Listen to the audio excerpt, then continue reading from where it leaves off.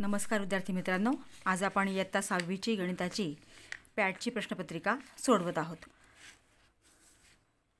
प्रश्न पहिला आणि दुसरा तुमचा तोंडी आणि प्रात्यक्षिक परीक्षेचा असतो आणि प्रश्न तिसऱ्यापासून तुमची लेखी चाचणी चालू होते।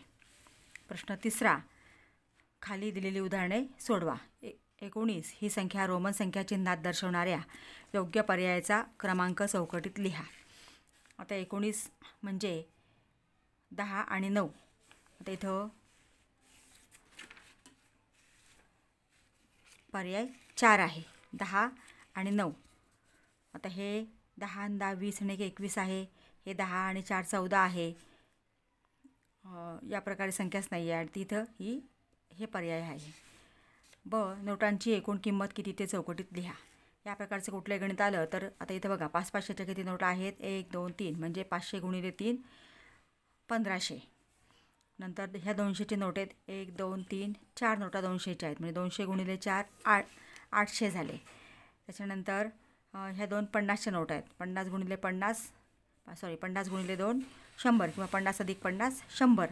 आणि हे 10 आणि हे 5 15 म्हणजे 2000, यांची बेरीज केली तर 2415 रुपये आहेत।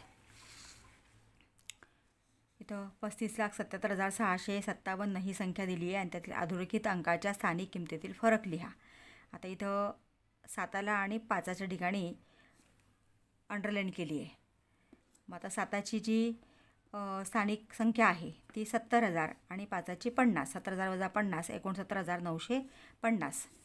त्याच्यानंतर इथे चौकटी संख्या लिहायची, चिन्ह लिहायचं आहे। 6,54,589 आणि 6,54,889। ही 889 ही 589 म्हणजे ही संख्या मोठी आहे।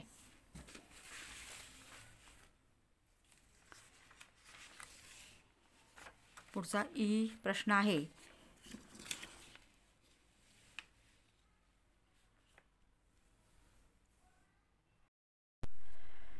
वर्गातील 28 मुलांसाठी टॅब खरेदी करायचे आहेत। एका टॅबची किंमत 7,299 असल्यास टॅब खरेदीसाठी एकूण किती खर्च येईल? आता 28 टॅब घ्यायचे आहेत आणि एका टॅबची किंमत 7,299 म्हणजे ते गुणाकार करावा लागेल। मग 7,299 गुणिले 28। आता आधी 8ने गुणलं आपण, नंतर 2ने गुणलं, त्यांची बेरीज केली, 2,04,372 रुपये एकूण 28 टॅबची किंमत येणार आहे। नंतर भागाकार करा, 7,859 भागिले 13। इथं भाग दिला आपण, 13 78, 78मध्ये 78 गेले 0, वरून घेतला 5, 5ला भाग जात नाही म्हणून 0। नंतर 9 घेतला, 52 59 झाले, 13 चौक 52चा या ठिकाणी आपण 4चा भाग दिला आहे आणि 9मधनं 2 गेले 7, 5तनं 5 गेले 0 म्हणजे भागाकार आला आहे 604 आणि बाकी आलेली आहे 7। तिथं कोणांच्या प्रकारानुसार खाली दिलेल्या मापांचे योग्य प्रकारात वर्गीकरण करा। आता इथं सरळ कोण, इथं सरळ कोण किती असतो? नेहमी 180 अंश। नंतर पूर्ण कोण 360 अंश। प्रविशाल कोण इथे दिले आपल्याला 281 अंश। प्रविशाल कोण म्हणजे 180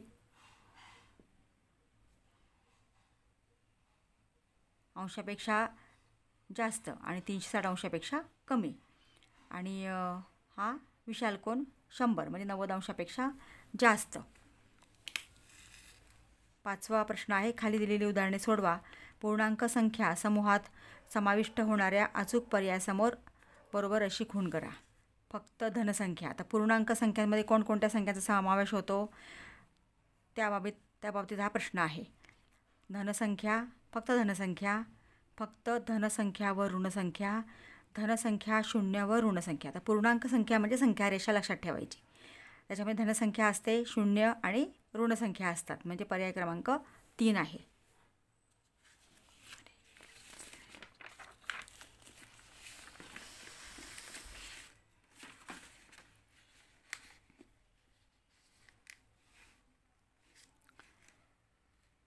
अधिकाट अधिक हा अधिकाट म्हणजे इथं समान चिन्ह आहे, समान चिन्ह असेल तर बेरीज करा, चिन्ह आहे तेच द्या म्हणून 8 आणि 3 11 धन 11।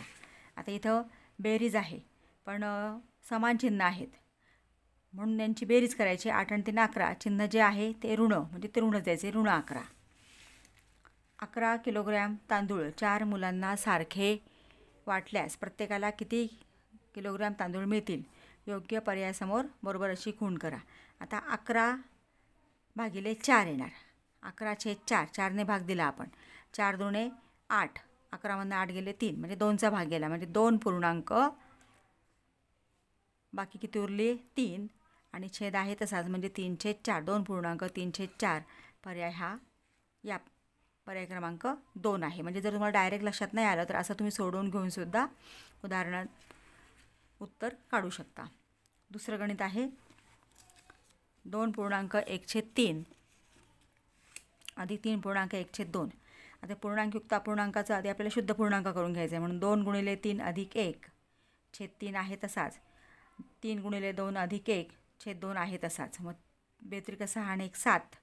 7/3 आलं. 3 दुणे 6 आणि 1 7. 7/2 आलं. तर यांची बेरीज करताना इथं आपल्याला तिरकस गुणाकार करावा लागेल. 7 × 2 तिरकस गुणाकार, 7 × 3 तिरकस गुणाकार, फक्त अंशस्थानी करायचा. चिन्ह आहे तेच, अधिक 3 दुणे 6. 3 दुणे 6. छेदस्थानी दोन्ही छेदांचा गुणाकार. 7 दुणे 14 आणि 3 दुणे 6. 14/6 आणि 7 त्रिक 21/6. छेद समान झाले. 14 अधिक 21 35/6. इथं पूर्णांकयुक्त अपूर्णांक भाग देऊन सोडवा, नाहीतर 35/6 ठेवलं तरी चालेल. इथं वजाबाकी आहे.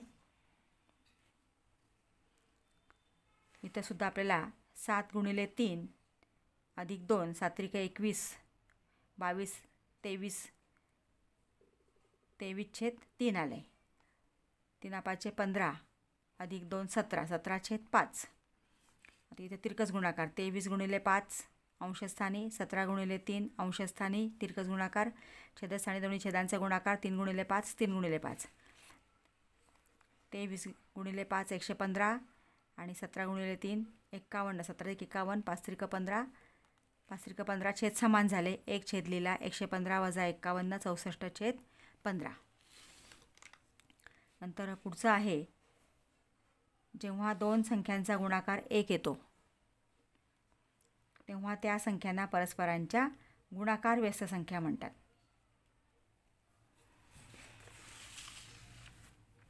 सोडवा.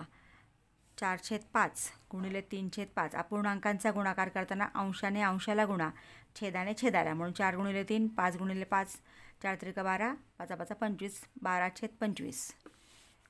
इथं अपूर्णांकाचा भागाकार दिला आहे. अपूर्णांकाचा भागाकार करताना पहिला अपूर्णांक आहे तसाच लिहा.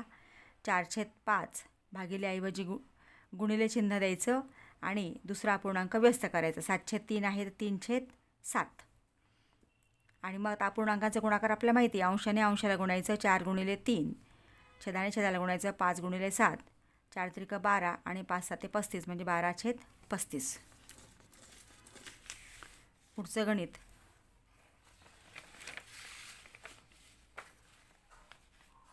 8वा प्रश्न आहे. 5 लिटर धारकता असलेल्या तेलाने पूर्ण भरलेल्या पिंपातून 300 मिलीलिटर धारकता असलेल्या जास्तीत जास्त किती बाटल्या भरतील व किती मिलीलिटर तेल शिल्लक राहील? आता इथं आपल्याला हे मिलीमीटरमध्ये दिलं आहे, हे लिटरमध्ये. मग 5 लिटर म्हणजे 5000 मिलीलिटर. आता इथं 5000 भागिले 300. 300 × 300. 5मधनं 3 गेले 2. 2 शून्य घेतले आपण. आता भाग वरून घेतला 0. आता 2000 झाले.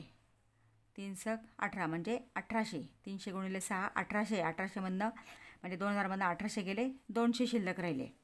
म्हणजे 16 बाटल्या भरतील आणि 200 मिलीलिटर तेल शिल्लक राहील.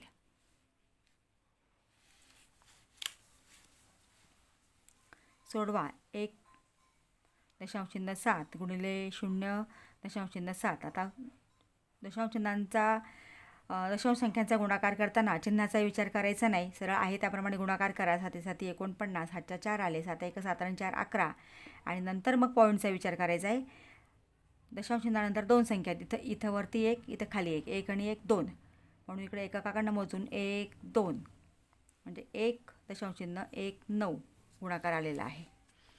नंतर 1.15 भागिले 0.5.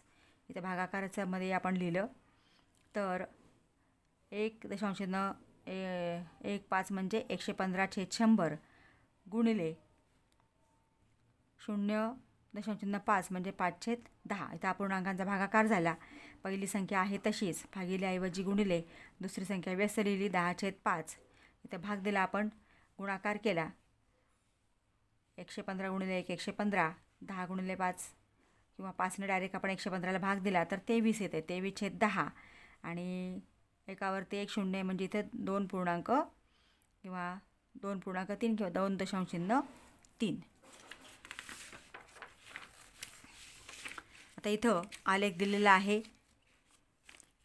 1 एकक बरोबर 5 लाख ग्राहक म्हणजे 5, 10, 15 आणि इथं मोबाईल सेवा पुरवणाऱ्या कंपन्या आहेत. तर ग्राहक आणि कंपन्यांचं इथं आपल्याला स्तंभालेख दिला आहे. सर्वाधिक ग्राहक कोणत्या कंपनीचे आहेत, ज्याचा स्तंभ उंच त्या कंपनीचे म्हणजे सी. बी आणि डी यांच्या एकूण ग्राहकांची संख्या कोणत्या कंपनीच्या ग्राहका एवढी आहे. तर बीची किती बघा, बीची किती आहे 10 आणि डीची 15 म्हणून 10 अधिक 15 25. मग 25 कोणत्या कंपनीची बघा, आता सी कंपनीची आहे. कंपनी एचे ग्राहक किती आहेत 20 लाख. हे 20 आहे पण हे लाखात आहे, 20 लाख. कंपनी बीचे ग्राहक कंपनी सीच्या ग्राहकांपेक्षा कितीने कमी आहे. तर कंपनी बीचे ग्राहक, बीचे किती बघा 10 आणि सीचे किती आहेत 25 म्हणजे 25 वजा 10 15 लाखाने कमी आहेत. आता इथं सममित अक्ष काढायचा आहे. आकृती दिली आहे.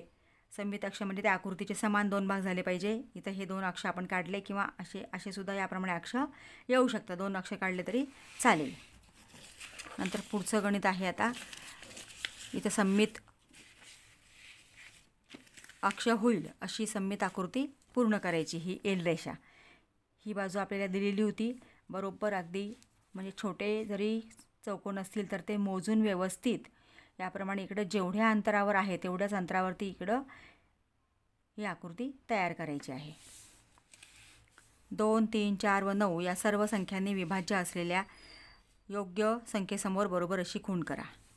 आता 2ने भाग जाण्यासाठी एक अक्षाने 0, 2, 4, 6, 8 पाहिजे. आता 2 प्रत्येक ठिकाणी म्हणजे या सगळ्या संख्यांना 2ने भाग जातोय.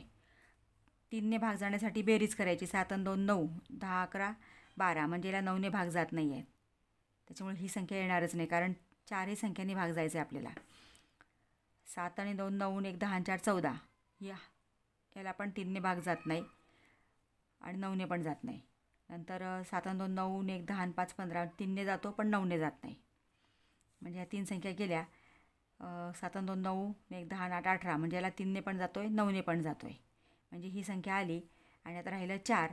इथं सगळ्या ठिकाणी 72 आहे म्हणजे प्रत्येकाला 4ने भाग जातोच आहे. म्हणजे 1872ला 4ही संख्यांनी भाग जाणार आहे. पुढचं गणित आहे मसावी काढा. 36 आणि 54. 36चे विभाजक. 36ला कोणकोणत्या संख्यांनी भाग जातो ते सगळ्या संख्या लिहायच्यात. 1 2 3 आणि त्यासाठी विद्यार्थी मित्रांनो तुमचे पाढे असणं खूप आवश्यक आहे. 1 2 3 4 9 12 18 36. 54ला 1 2 3 6 9 18 27 54. आता सामायिक विभाजक. आता 1 दोघांमध्ये असलेले 2 3 9 आणि 18 आणि यातला सर्वात मोठा जो विभाजक आहे तो असतो मसावी. म्हणजे इथे किती आहे 18 म्हणजे 18 मसावी आहे. विद्यार्थी मित्रांनो तुम्ही अजूनही चॅनलला नवीन असाल तर प्लीज चॅनलला सबस्क्राईब करा, बेल आयकॉन प्रेस करा म्हणजे पुढच्या व्हिडिओचे नोटिफिकेशन तुम्हाला मिळेल. व्हिडिओ आवडला असेल तर लाईक करा आणि आपल्या मित्रांना शेअर करा. थँक्यू.